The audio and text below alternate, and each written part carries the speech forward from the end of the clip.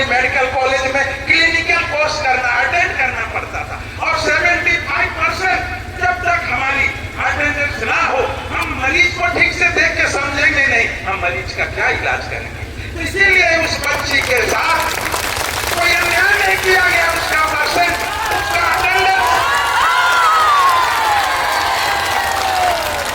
धन्यवाद, उसकी उपस्थिति 75% कम थी। और क्लिनिक में भी जो काम था उनका मिडवाइफरी और उनका जो सब्जेक्ट था उसमें उनका जो इंटरनल असेसमेंट होना एग्जामिनेशन, वहां भी उसका प्रतिशत कम होने के कारण उन्होंने कहा कि प्रिंसिपल को कहा कि असाइनमेंट जो कार्यभार दिया जाता है उसमें आप दस्तखत कर दीजिए। दस्तखत होने से पता है तो उन्होंने उनके ऊपर प्रेशराइज करने की कोशिश की कि आप हमारे असाइनमेंट में साइन करें। कैसे असाइनमेंट में साइन होगा जब आपने अपना काम ही पूरा नहीं किया। तो उन्होंने विधि सम्मत कोई भी नहीं करेगा, उन्होंने नहीं किया। तो उन्होंने दूसरे दिन दबाव देकर, उनको टेरर देकर, उनके साथ प्रेशराइज करके कहा कि आप कीजिए, अन्यथा आज हम देख रहे हैं उसी का नतीजा है। और इसमें साथ देने वाले अन्य लोग हैं जो मजा लेने वाले, धर्मांतरण के आड़ में मजा लुप्त उठाने वाले, एक मजहब से दूसरे मजहब को भिड़ाने वाले। परंतु भारत एक खूबसूरत देश है। कश्मीर से कन्याकुमारी तक, मणिपुर से गुजरात तक, जिस तरह से हम लोग एकता में अनेकता है, एकता में अनेक है, यूनिटी एंड डाइवर्सिटी, एकता में अनेकता है। और जिस तरह से हमारे भारत के पूर्व संसद भवन के बाहर में लिखा हुआ है, संसद भवन के प्राचीर में बाहर लिखा हुआ है, बाहर में लिखा हुआ है, अहम निजः परोवेति गणना लघु चेतसा, अहम निजः परोवेति गणना लघु चेतसा, उदार चरिता नाम था वासुदेव कुटुंब। उसके बाहर लिखा है यदि मैं और मैं हो तो वह निकृष्ट, एक घटिया इंसान का बात है मैं और मैं। उदार चरित्र वाला बोलता है सारा विश्व ही हमारा, उदार चरित्र नाम था वासुदेव कुटुंब। उदार चरित्र वाला कहता है पूरा विश्व हमारा है। यहाँ तो हमारे देश में, हमारे जिले में एक दूसरे को नफरत से खंडित करने के, विभाजित करने की कोशिश की जा रही है। मजहब नहीं सिखाता आपस में बैर रखना, मजहब नहीं सिखाता आपस में बैर रखना। हम हैं, मजहब नहीं सिखाता आपस में बैर रखना। हिंदी है हम, वतन है हिंदुस्तान हमारा, हिंदुस्तान हमारा। अब तो बजा, वतन है हम, हिंदुस्तान हमारा, हिंदुस्तान हमारा।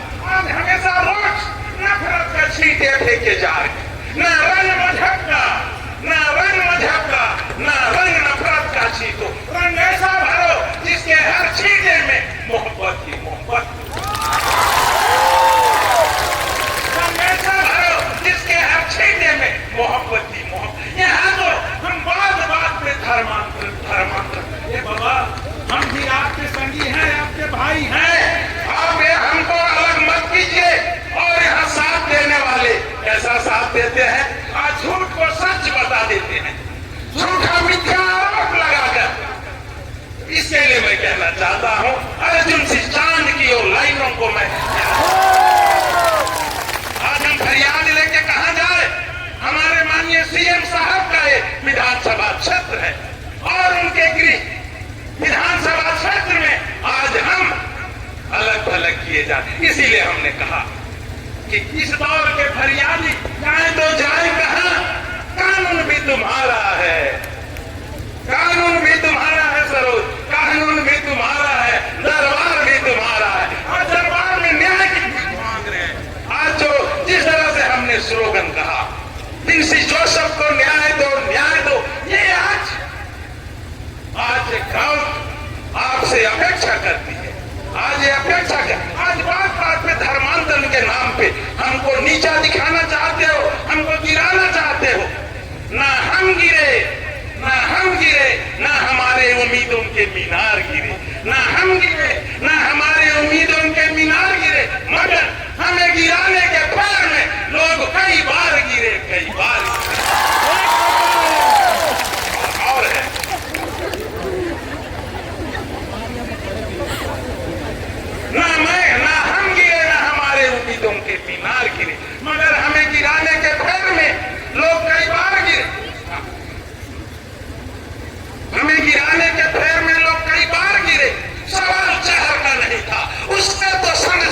हंसते हंसते पी गया।